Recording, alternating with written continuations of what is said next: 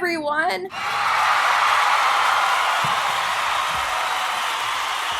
So I took a child development course over the summer, and it was a lot of fun. Now, this was a class I was taking at a community college. And almost everyone in this class had no background in psychology, which is kind of important for this class. The only people who had background in psychology were me and my professor. And for the lectures, my professor would use these PowerPoints which had the tendency to be a bit technical, vague, and extremely complicated. And not to brag, but this professor loved me, and this was because I would help her explain certain psychology concepts in a way my classmates could understand. And so she'd be lecturing when all of a sudden the class would stumble across a difficult concept, and so the professor would turn to me and be like, "Can you explain this? You're the psychology major." And I'd be like, "Sure, okay." And one day we had a lecture on memory, and of course the PowerPoint was super complicated to everyone else, but I understood it because I made a video on memory for a psychology class 2 semesters prior. And so I sent my professor the video, and she sent me a smiley face emoji, and then the next day she presents the video in class. It was a good day. Then afterwards, she asked me if I could make a similar video for her class, and the reason why I made the first psychology video was because I was a terrible test taker. I failed my midterm that semester, even though I understood everything my professor was lecturing. When it comes to me and testing, everything that I thought I know is out the window. It's a severe form of test anxiety that a lot of students have. And after I got my midterm grade, I talked to my professor about giving me some sort of accommodation so I could show her what I learned in her class. And I brought up the idea of making a silly educational video. And the professor let me make that video in order to boost my grade since the class was only based off test scores as she didn't assign homework. But I still had to take the final. Fine, I got it. I got a C in that class, by the way. That video didn't do But for this child development class, I knew the exam was going to be open book, so I wasn't planning on making a video for that class. And at the time, I was like, oh, maybe, I'll think about it. And then a month later, I was bored, I was on my computer, and I was like, alright, let's do this. And so I present to you the child development recap video. And due to this video having more material than the first psychology video, I split this video into 2 parts. This first video will explain different theories of development. The second video will talk about actual child development using the 3 psychology domains: biosocial, psychosocial, and cognitive ability. In that video, I'll also talk about biology and sex. I mean conception. That's what I said, conception. And since child development is a form of psychology, there are several theories you'll need to learn about. In this video, we'll be covering 9 important theories that are related to child development. I divided these theories into 2 groups, complex and simple. What I define as a complex theory is any theory that has gradual stages, and for each stage, certain criteria needs to be met in order to move on to the next stage. Simple theories are basic ideas or beliefs. They do not have stages, but instead consist of a main idea and a few vocabulary words. First things first, we need to talk about the huge controversy in the land of psychology, the nature versus nurture debate. Which is kind of outdated since recently psychologists started noticing both factors are important. It's not just one over the other, but let's just call it a debate to keep things simple. So nature is your biology and physiology, things that you inherit from your family and other generations, such as eye color, skin color, hair color and texture, certain illnesses, and your temperament. Nurture is your environment. Environment being not just the physical place you live, but the people you live with, your friends, peers, socioeconomic status, education, and so many other factors.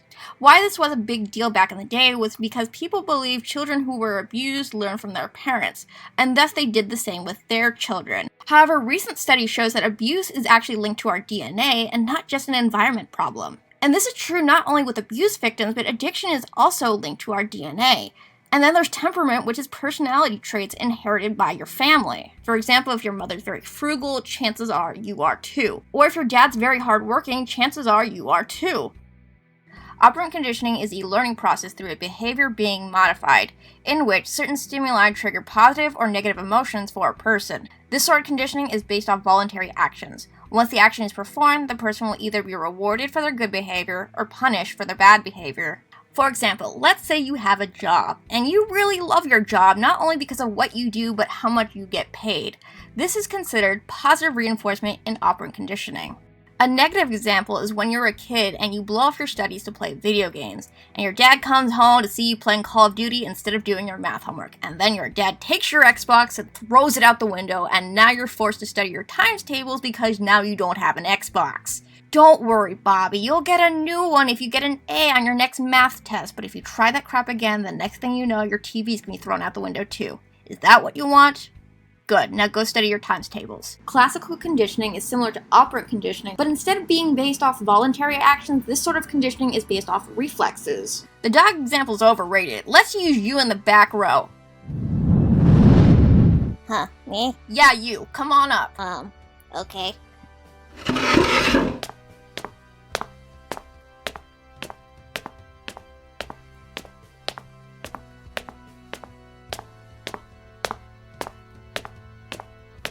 Okay, what happens to you if you put your hand on the stove?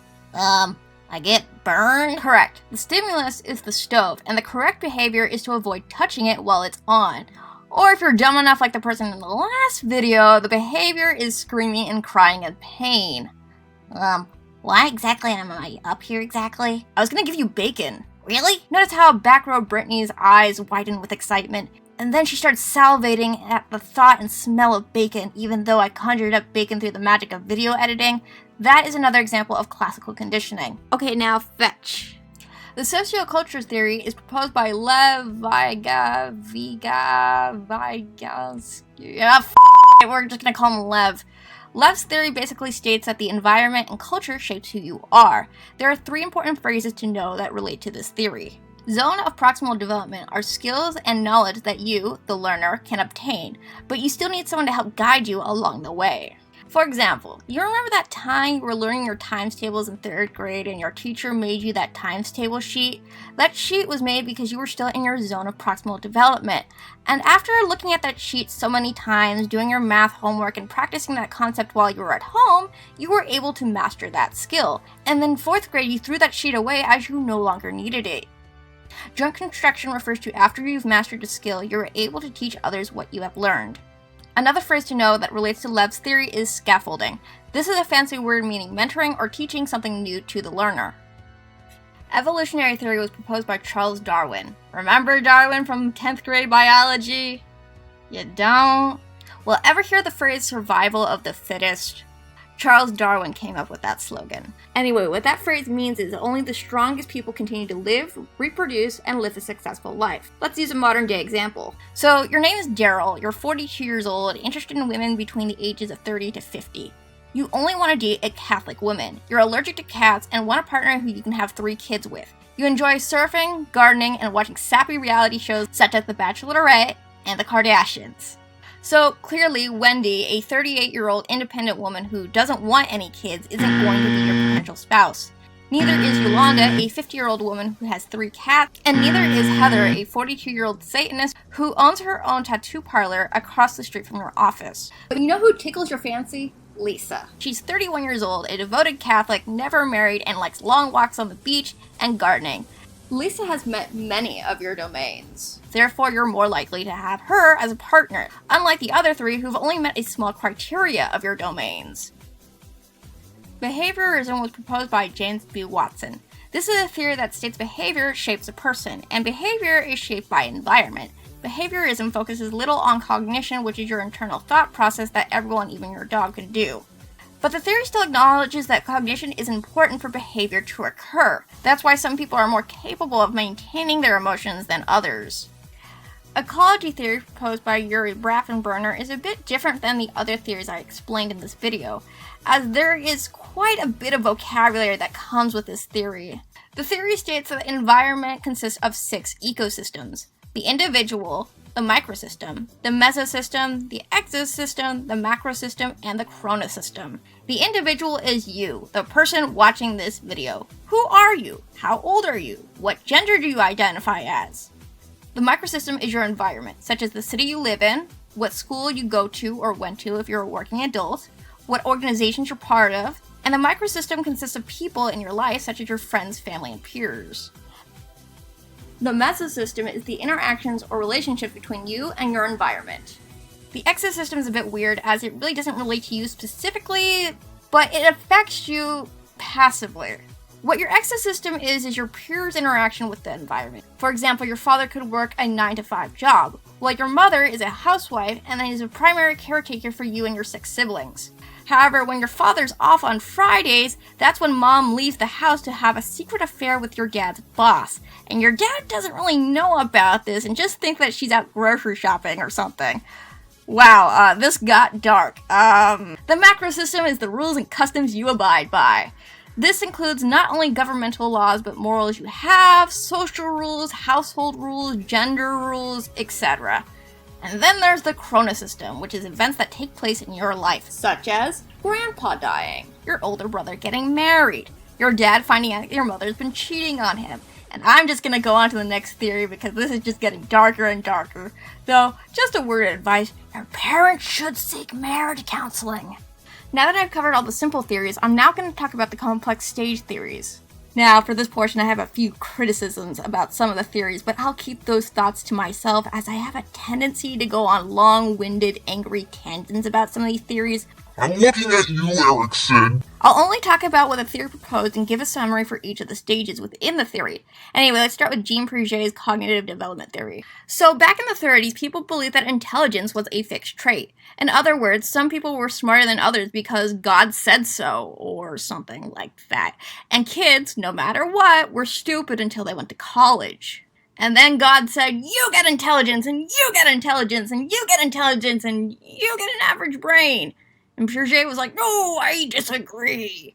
Instead, he believed that children had intelligence and cognitive abilities just like adults and that weird penguin in the grocery store. But Piaget believed that children go through 4 phases of cognitive development: the sensory motor, the pre-operational, concrete operational, and the formal operation stage. The sensory motor stage starts from the moment the baby is born to about 2 years. In this stage, the baby is still learning about the world. After all, it's been living in that dark cavern of its mother's stomach for the past 9 months. It's kind of new to this place called Earth. And the thing about babies, they can't quite talk yet. They're kind of like aliens to their own bodies as they learn through their 5 senses. That's why you always see a baby putting something in their mouth whenever you hand them something. Piaget proposed there is a certain form of cognition a baby has called object permanence. Object permanence is a form of schema in which the individual knows an item still exists even if it's hidden. So even if you were to hide Dolly under a blanket, Vanessa knows that Dolly isn't gone because babies are smart. You can't fool them. However, you can fool them if you leave the room, as everything in the room exists to them, and the outside world doesn't exist to them. If you're hiding under a blanket when you're in front of them, they know you're still there. But if you leave the room to use the bathroom, the baby, depending on its attachment, will feel anxious and will cry, as they don't know where you are, nor do they have the physical ability to run after you yet. And that is why you never leave a baby alone. The pre-operational stage is from ages 2 to 7. At this age, a child will have a simple thought process. They can't do complex equations in their head yet, as their cognitive skills are still developing. This thought process is called symbolic thinking.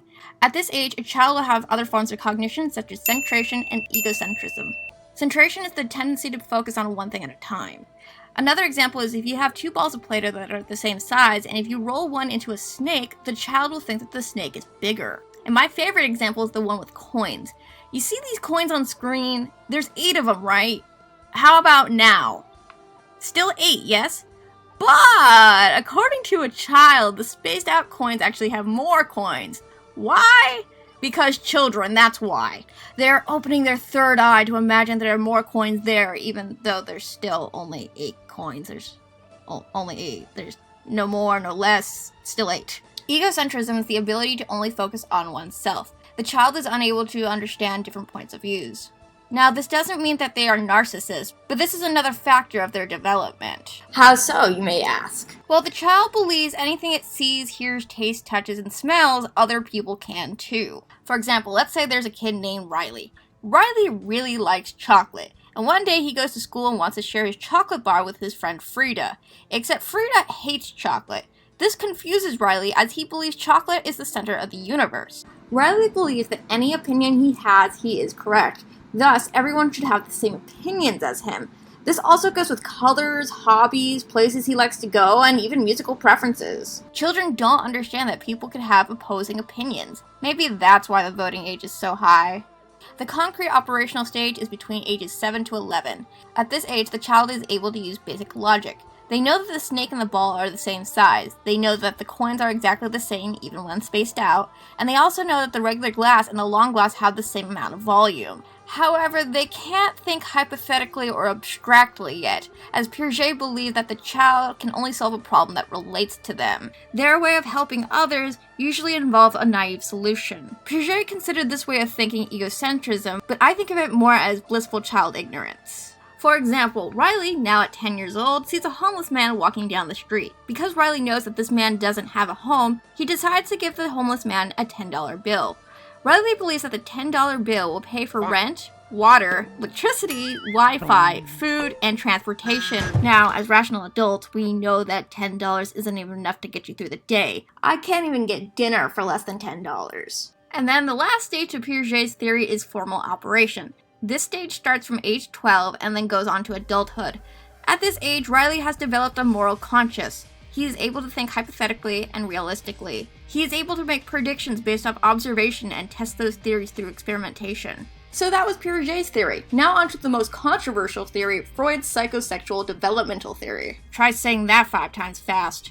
I know I said I was going to keep my opinions to myself, but I wanted to make this perfectly clear to my faithful watchers. Freud was not a pedophile. There was no such case documenting him for sexually abusing a minor. I googled, was Sigmund Freud a pedophile, and the only answers I got were unreliable sources. It was either a conspiracy website or Yahoo Answers. But with that disclaimer out of the way, let's talk about psychosexual development. Freud believed throughout life humans need physical stimulation in order to live a healthy life. We need physical stimulation to survive, meaning anything from eating to making sweet, sweet love are all things we need as human beings. However, if one fails to have those needs met, they will have problems later in adulthood.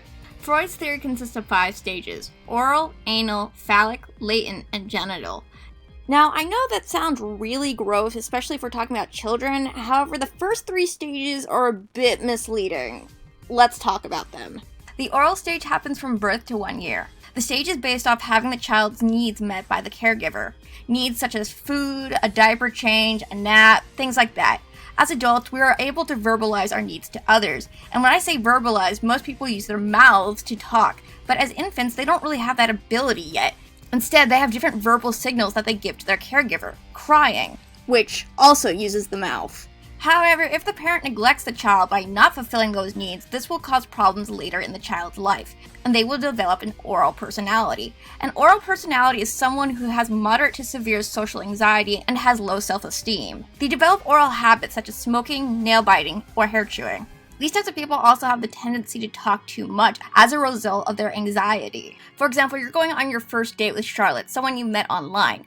Charlotte is the oral personality, and things are going smoothly with her, but then you ask her about her family, and this causes her to go on a tangent about how she hates her mother.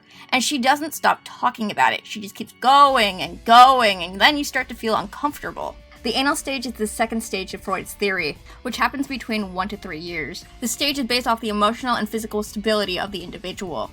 The stage is called the anal stage as emotional stress causes digestive problems. Like, ever get so nervous that you can't stop pooping? Anxiety is a form of stress which can cause diarrhea in some individuals. But how does this stage affect children, you may ask? Well, this stage is based off toilet training. Freud believed that parents need to praise their children's toileting habits in order for the child to move on to the next stage. Now, there's 2 kinds of negative outcomes to this stage.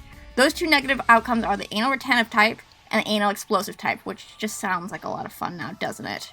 Ever hear somebody say, "Oh, my boss is so anal about getting things done"? That's because your friend's boss is the anal retentive type of person. The anal retentive personality is someone who is easily irritated. They are neat freaks, germaphobe, and sometimes they have to have things done a certain way. They tend to be overly critical of others and a bit bossy. Anal retentive people also face issues such as chronic constipation later in life. This type of personality stems from parents and peers who shame the individual whenever they would have accidents when they were younger. And the explosive type is another story. This type of personality doesn't understand social boundaries, like, at all. They say whatever pops into their head, even if what they say seems inappropriate or offensive. They don't understand that they make other people feel uncomfortable. The anal explosive type also has grandiose self-worth and will blame other people for their behavior. For example, you're minding your own business when your coworker Stanley, the anal explosive type, tries to flirt with you, and the way he flirts with you is very crude and unsettling, and you kindly tell him that you're not interested. Stanley would have commented that he wouldn't have flirted with you if you hadn't dressed so sexily. This type of personality comes from helicopter parenting. After the anal stage is the phallic stage. This stage happens between the ages 3 to 6. At this age, children are exploring their bodies. Boys and girls will know that their bodies are different. They will also learn about gender roles and gender-appropriate behavior. For example, girls like playing dress-up and dolls. Boys like race cars and roughhousing by hitting each other with foam swords. Girls are docile and fragile. Boys are animalistic and primal. Parents who are of sound mind need to teach their children about gender in order for the child to move on to the next stage. If the parent ignores this concept, the child will develop an Oedipus or Electra complex. An Oedipus complex is when a boy hates his father and is infatuated with his own mother. The boy will have trouble relating to his same-sex peers. The Electra complex is the same thing but with her girls. The girl will hate her mother and is infatuated with her father. Not only that, she idolizes his masculine symbol, which is the phallus, and wonder why she doesn't have one. From age 5 to 16 is the latency or repressed stage. At this age, you're developing your sexuality. Yes, I said it, kids develop their sexuality as early as 6. That being said, the average person gains basic sexual awareness at age 13. Sexual awareness as in they know what sex is through a textbook definition, but don't have the maturity to fully understand repercussions and consequences that come from sex. And sexual maturity varies from person to person, though that generally starts in your mid-20s. Okay, with that off-topic nonsense out of the way, let's talk about Freud's belief on the latency stage. Freud believed that there's no positive or negative circumstance regarding this stage in life. This is because the child is still learning about the world academically and socially. The individual is exploring their sexuality, but they aren't conscious of it yet. After puberty is the genital stage, which continues until the individual dies. In this age, the individual is sexually conscious, aware, and mature and will act positively on their sexual desires. Similar to the previous stage, this stage has no positive or negative output to this stage. A person with an oral, anal, or phallic personality cannot reach the latent or genital stage as they are unhappy with themselves.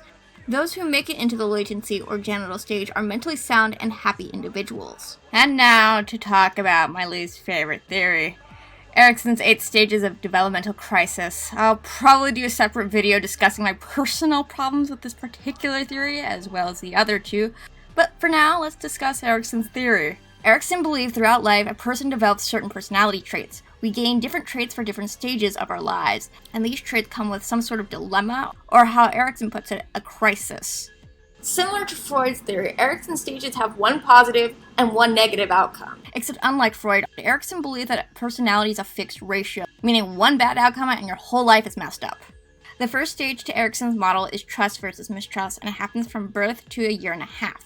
Similar to the oral stage, Erikson proposed that the first stage of life is based off the caregiver fulfilling the needs of the child. If the caregiver is active to attending the child will become a trusting individual later in life. However, if the caregiver fails to nurture the child will become anxious and fearful towards others later on. Next is autonomy versus shame. This happens between 18 months to 3 years, and it's kind of similar to Freud's anal stage. Erikson focused on the child's willingness to accomplish new tasks and master new skills. Skills such as tying their shoe, playing with toys, and making their own decisions on what they want for dinner. Erikson theorized that the parents that were more critical of the child will more likely develop a sense of shame. While the parents who praised and encouraged their child's behavior, the child will become more independent. The third stage is initiative versus guilt. It starts from age 3 and goes all the way to age 5. This stage focuses on the child's social group. At this age, a child will be playing with others and forming their own games. They'll enforce their assertiveness onto their peers. However, if the child fell into the shame category in the previous stage, they are unlikely to have a positive outcome in this stage. The fourth stage is called industry versus inferiority. This stage happens between ages 5 to 12. This stage is all about skill mastery and creativity. Children at this age are learning about new things. They want to show their parents, teachers, and peers how accomplished they are. The child who has more praise will happily move on to the next stage, while the child who's shamed and criticized will develop a sense of inferiority. Stage 5 has to be the most complicated stage in this theory as there's so many factors involved.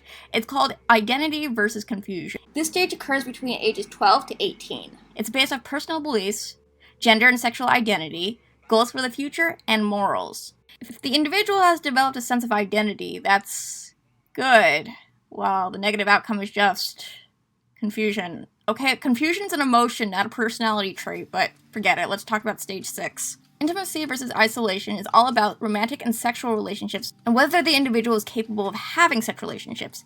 If they are, they will live a happy life with their partner. If they aren't capable of having a relationship, they will remain solitary and lonely for the rest of their life. This stage happens between age 18 all the way to age 40. That is a long time. Stage 7 is called generosity versus stagnation, and it happens between ages 40 to 60. In this stage, the individual will need to start a family of their own and care and nurture for the new generation. If the person is incapable of having children, perhaps they look after a niece or a nephew, or maybe they're a godparent. In other cases, they contribute to the community, join clubs and organizations. If a person fails to have positive outcomes in the previous stage, though, they will have a harder time in this stage. And the last stage happens at age 60 all the way until the individual dies, and it's called ego integrity versus despair. In this stage, the individual will reflect on their own life and think about things that they've accomplished or wish they would have accomplished. Those who are happy with the life they live will die peacefully. And those who have resented their lives will die a painful, horrible death. Or something like that.